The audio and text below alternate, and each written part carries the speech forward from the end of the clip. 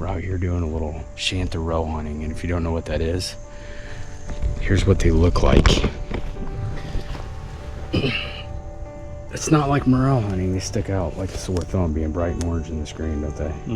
That's It should be 80%. Okay, so what were you saying, Marty? Well, another thing that's pretty handy is when you're finding these out in the woods is actually a time that most hunters are wanting to be out in the woods anyways. You know, you're talking, it's getting close to, it's still summer, but it's not fall yet. You know, you're doing your scouting, getting stands moved around, all that kind of stuff, and that's when you can find these out here. So Absolutely. And it's pretty fun being out here too, because it's pre-squirrel season. We got squirrel season a couple weeks up here in Indiana, so it's nice to get out and just, like you said, scout around and check everything out, get back in the woods again.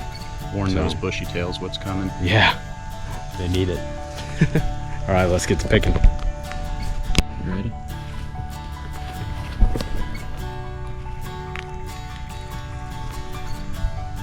All right, there we go. That's what they look like. Try and pinch it off at the bottom.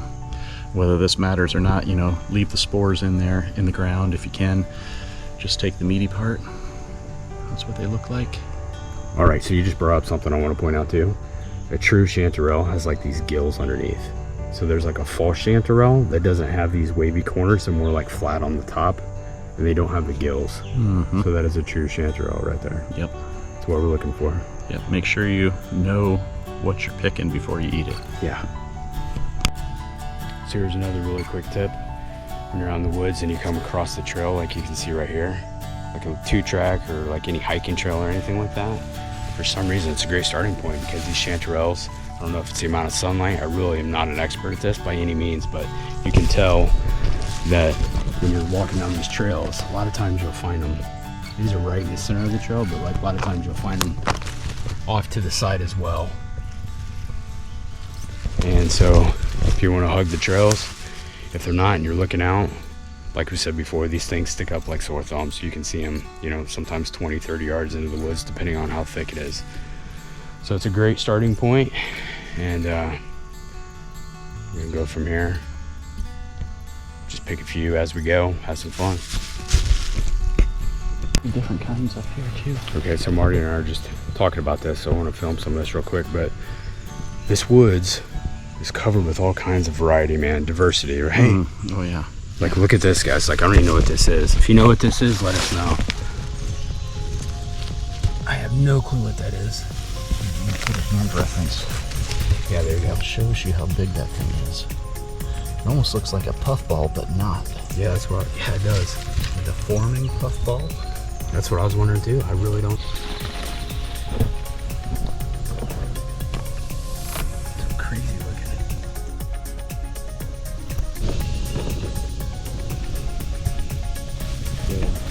See how you when these are.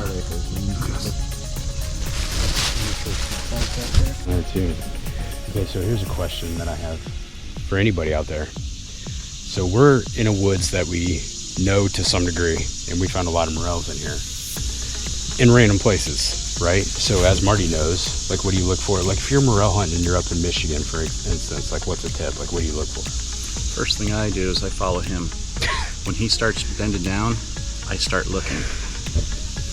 Oh, you mean like this? As far as like ash, like a real as far as like, oh, like serious. like Okay. a serious tip, yeah. Okay, seriously, when you're up in Michigan, what you want to do, which this is my kind of mushroom hunting once again, here in Indiana, we tend to stare at the ground. You're looking at certain types of dead trees and stuff.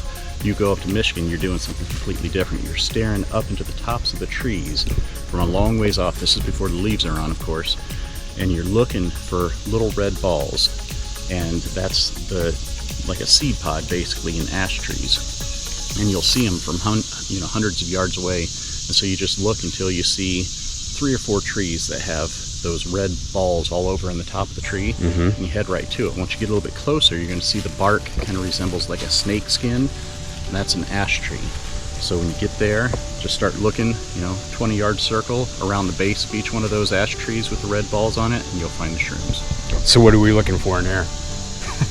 Orange stuff. Orange stuff, literally. It's glowing at us, smacking us in the face. Yeah, so there's no rhyme or reason. We're not looking for dead elm. We're not looking for burn-offs. We're not looking for any of that kind of stuff. We're just hunting. And they tend to actually grow where sunlight is coming through pretty good. Yeah. Little openings in the woods, little trails. You get a little hillside where there's like, sun hitting. That's a good point. That's where they seem to be. Yeah. So all you chanterelle experts, let us know what we're missing out on. Yeah. Let us know if there's any tips or tricks or anything to specifically to look for in the woods that we're not. We need to hold 2 rods and let them cross in front of us. Something like that. Right. Sounds good. Look how tall that guy is. What is that?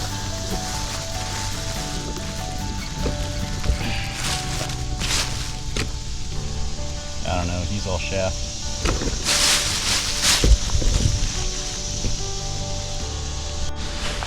Yeah, that's crazy, man. Bright white. This whole log's covered, man. All the way down. Let's video that new app. All right, Marty, I just thought of something that we've talked about in the past here. As we're picking a few chanterelles and looking at all kinds of different mushrooms, trying to ID a bunch of different kinds that we don't know about. We kind of use the term, maybe it's the wrong term, but rape in the woods, where you find a cluster of mushrooms, you want to leave a certain percentage of them based on what we've learned and been taught from other experts, that you don't want to pick them all. You want to leave enough for future spores and permeation, inoculation of the ground.